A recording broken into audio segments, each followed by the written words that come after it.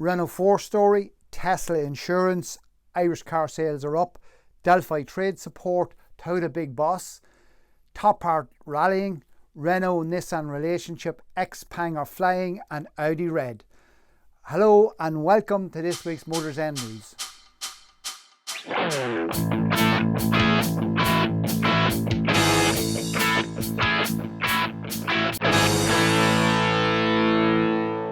The iconic Renault 4, or the mountain goat as we call it out in the country, the Renault 4 is getting a new lease of life. Car was produced from 1960 to somewhere around the mid 80s.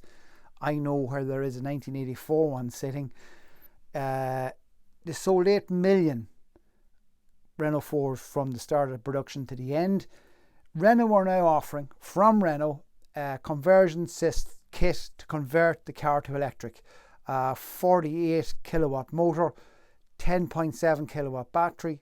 They're thinking something in around the area of 80 kilometer range.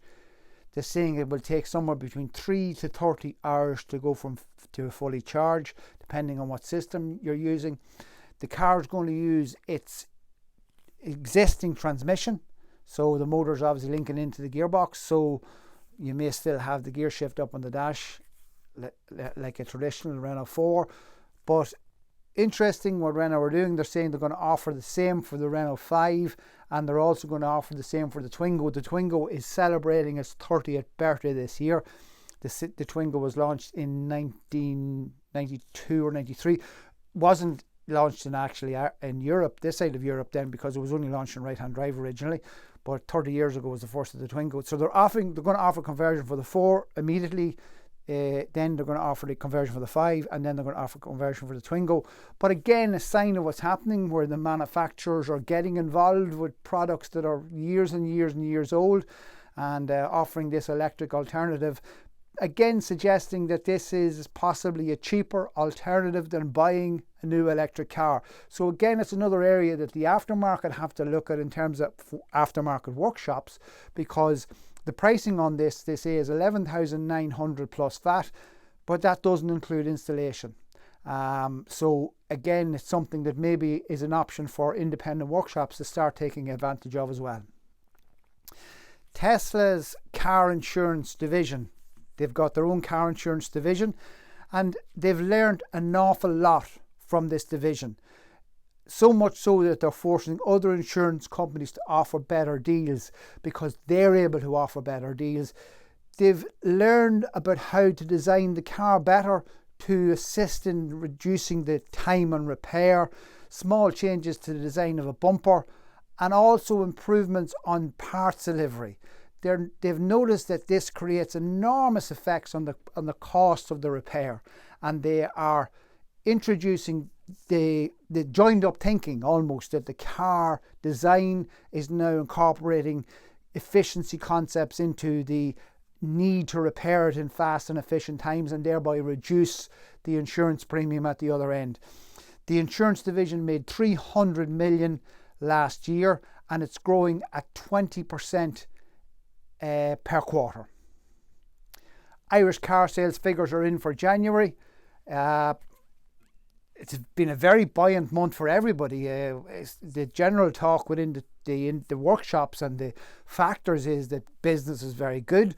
Well, business has been very good for the car sales end of the thing as well.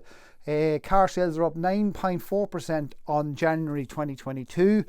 This January we sold 27,364. 25,014 is what we did last January. EV sales are up by 36.5% on last year. This year they sold 3,682. Last year for January they sold 2,697. Light commercial sales are up by 10.1%. Imports, predominantly obviously UK imports, are down 6.3%, and 58.1% of the market is now automatic.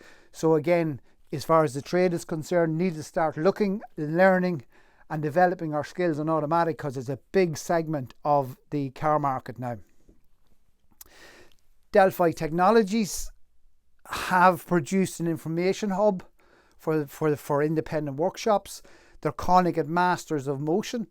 How to do videos, infographics, ADAS calibration, diesel engine management, all sorts of technical information and technical aids to the independent workshop are available on this platform. They say they draw their data from 4,000 workshops around Europe. Qualvicom are the people in Ireland that look after Delphi. So if you want to learn more about that Masters of Motion platform, it is aimed at the independent workshops. So talk to your factor, and if he doesn't know about it, ask him to talk to Qualvicom, and they maybe will get in contact you with trying to get you set up on this information stream. All these brands, all these manufacturers are reaching out now as much as they can to try and help and assist independent workshops. But I don't think enough independent workshops are aware of it or taking availing of that opportunity. Akio Toyoda, the big boss, the CEO of Toyota, has stepped down. And this man will always rate highly for me because, you know, we were involved with Toyota. I served my time on Toyota, and I served my time when the Corolla Twin Cam, the E86, was launched. So for me, it was a great time to be involved in Toyota because they had a real sporty car range. But in the last number of years, up to Akio Toyoda taking over, they kind of lost their way and had nothing with any performance. He brought back performance to Toyota. He was the man that signed off on the GT86. He was the man that started to say that Toyota needed to have a sporty image and needed to bring back a sporty range, and they have done with the whole GR range, with the Yaris and with the Corollas and stuff like that now. So he's the man responsible for that. However, he was very outspoken about the shift to EV. Didn't want to make the shift quickly. They produced the BZ4X, which I only seen one there the other day at a Toyota dealership. That car is based on an ICE platform. What we're learning is that an ICE platform doesn't work well for an EV conversion, and it's better to start with a whole clean sheet. Well, Akito's gone, and that's what Toyota are doing. So is it a case that the corporation wanted to go in a different direction to the CEO?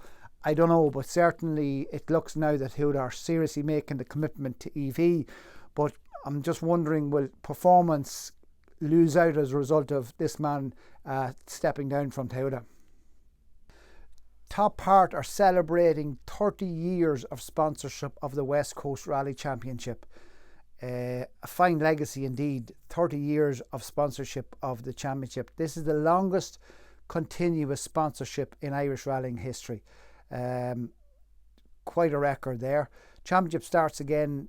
The launch is going to be on the 11th of February in the race course in Limerick Racecourse, and the events are Circuit Kerry on the 2nd of April, Laois Mini Stages on the 4th of June, Connacht Stages on the 16th of July, ALMC on the 13th of August, Clare Stages on the 24th of September, and the usual end of year rally Skibbereen Stages on the 29th of October.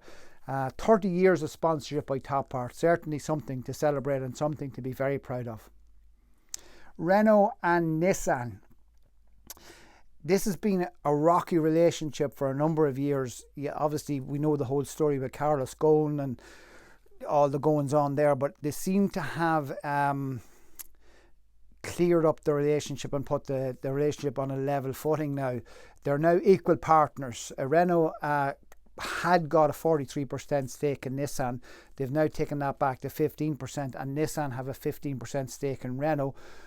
Nissan were always very unhappy because Renault had a bigger stake and they were the smaller company.